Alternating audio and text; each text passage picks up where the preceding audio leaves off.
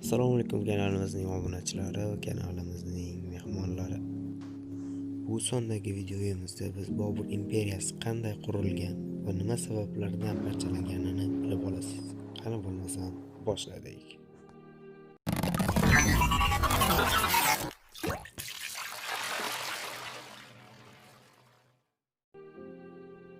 Bir 1477-yildan boshlab Dehli sultonligida ichki nizollar avj olib, sultonlik inqirozga yuz tutdi.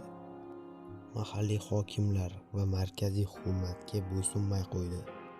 Lahorda Davlatxon, Dehlida Ibrohim Loddiy, Mevarda Ra'no Sango mustaqillik e'lon qildilar. Bobur bundan foydalanib 1519-yilda va 1524-yillarda Kobuldan Panjobga yurish qildi va katta o'ljalarni olib qo'ydi.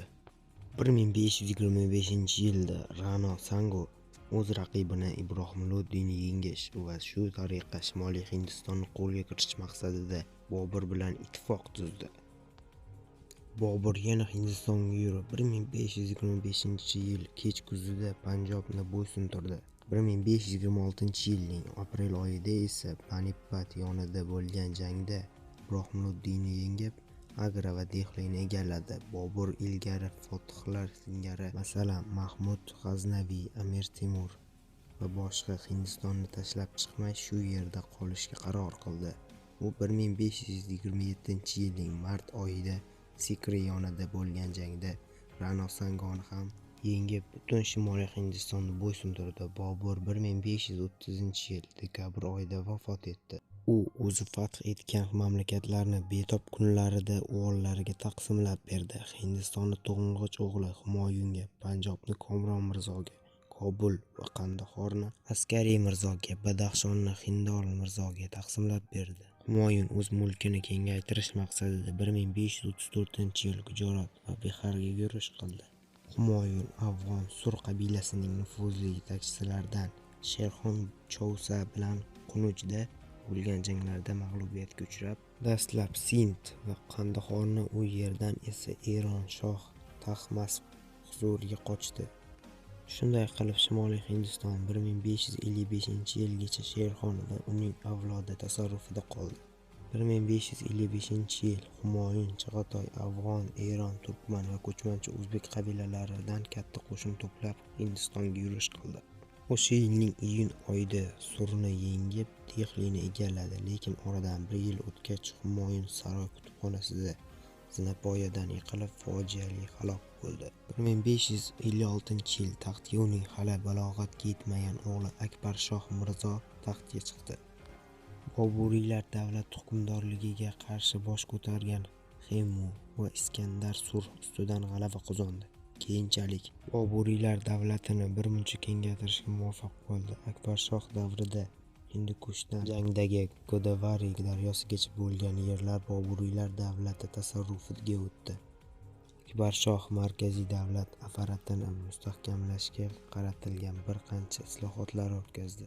Yer solig'i, davlatni boshqarish tartibi xususidagi qonunlar ishlab chiqdi. Birinchi qonunga binoan natural soliq pul solig'i bilan almashtirildi. Bu tadbir davlatning moliyaviy ahvolini yaxshiladi. Akbar jizya, ziyoratchilardan olinadigan soliqni, soliq to'lovchilarning maoshi, dorug'ani, chopar hamda amaldorlar uchun to'lanadigan yig'im, qo'nalg'ani, bozordan yig'iladigan bir qancha soliq va jarimalarni bekor qildi. Akbar zamonida ichki va tashqi savdo rivojlandi. Dengiz orqali olib boriladigan savdoda Gujarot va Bengaliya alohida o'rin egalladi.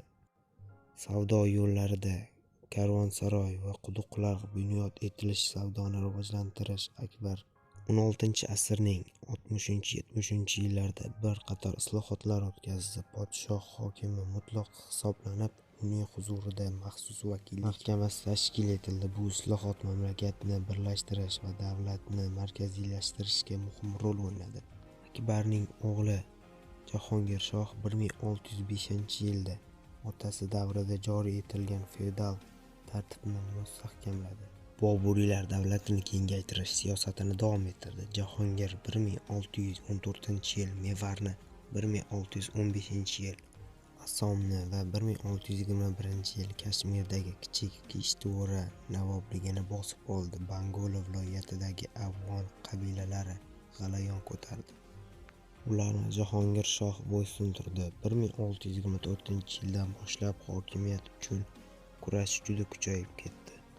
Bu kurashning uning o'g'illari Xurram Shohjahon va Xisrav Mirzo boshladilar. 1622-yil Xurram otasiga qarshi qo'zg'olon ko'tarib, oxiri taslim bo'ldi. U faqat otasining vafotidan keyin 1627-yilda Shohjahon nomi bilan taxtga o'tirdi. Shohjahon 1627-yil ayrim mahalliy mulkdorlar, Bundel hokimi, Juchqar dekan hokimi Xon Jahon Loddiy va boshqaning qarshiligiga duch keldi va ularning isyonlarini bostirdi. 1632-1636-yillarda dekan hokimliklarini bo'ysundirdi. 1638-yilda Qandahorni egalladi. Boburiylar davlatining eng mashhur hukmdorlaridan yana biri Avrangzeb olamgirdir. 1618-1707-yillarda u Dekan va Bijburni bo'ysundirdi. Akbar Shoh, Shohjahon va Avrangzeb hukmdorligi davrida Boburiylar davlati taraqqiy etdi. Mamlakat birmuncha markaziylashdi, iqtisodiyot va madaniy hayot o'sdi. Boburiylar davlatining xalqaro aloqalari Movarounahrdagi davlatlar o'rtasida dastlabki rasmiy madaniy aloqa 16-asr 30-yillardan boshlangan bo'lsa-da, Bobur Hindistonni zabt etgan vaqtdayoq ko'plab shoir, sozanda, bastakor, xonanda, rassomlarni olib ketgan. 16-asr ikkinchi yarmida Shayboniylar Abdullaxon II Akbar saroyida bir qancha miniatyurachi rassomlar, xususan Muhammad Murod Samarqandiy 1585-yili o'z elchilari shoir Mushfiqiy va boshqani yuborgan. 1613-yil Buxoro xoni Imomqul xon Jahongir shoh huzuriga. Jahongir shoh ham o'z navbatida Buxoroga o'z elchilarini, ular orasida hindistonlik mashhur hakim Hoziq ham bo'lgan. 1660-yil Boburiylar davlatiga Ashtarxoniylardan Abdulaziz xon 1685-yil Buxoroga Avrangzebni elchisini yuborgan. Movarounahar elchilar hay'atida yuborilgan adabiyot va san'at ahllaridan tashqari turli sabablar bilan Boburiylar davlatiga kelib yashab qolgan shoirlar va miniatyura ustalari ko'p bo'lgan.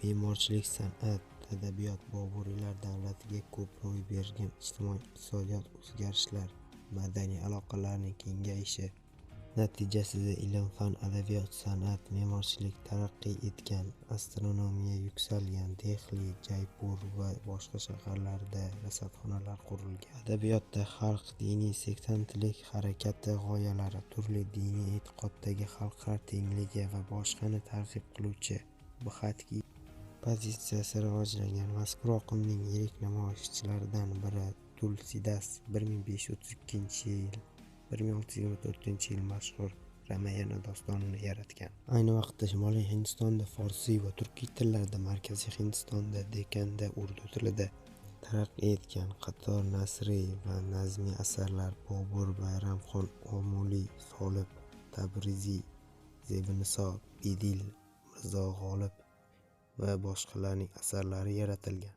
Ijodda hind musulmon uslubi, shoirlar o'z asarlari Hindiston tabiat manzaralarini yaratgan. Bobur imperiyasi qanday parchalangan edi? Avrangzeb hukmdorligida oxirgi yillarda Dekanda, Marathalarda, shimoliy afg'on qabilalari, Panjob sikxlar, Mevar va Mavradda Rajputlar qo'zg'oloni tufayli Boburiylar davlati og'ir ahvolga tushib qoldi. Avrangzeb vafotidan so'ng ichki nizolar yanada kuchaydi. Undan tashqari Yevropaliklar, Portugaliya, Daniya, Gollandiya va Angliyaning bosqinchilik siyosati boshlandi. Natijada mamlakat mayda-mayda davlatlarga bo'linib ketdi. Boburiylar davlati 1858-yil ingliz mustamlakachilari tomonidan butunlay tugatildi.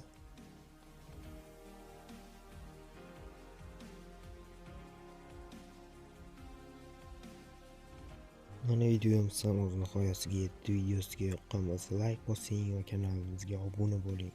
Keyingi videoda ko'rishguncha azizlar.